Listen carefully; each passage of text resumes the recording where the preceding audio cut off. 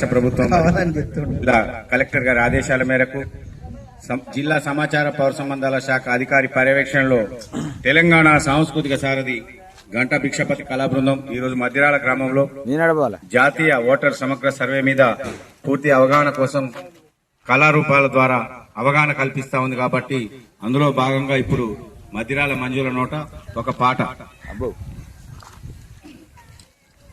ఇంటి చుట్టుపక్కల చెత్త చెదారము, ఈగలకు దోమలకు పక్క నివాసము. ఇంటి చుట్టుపక్కల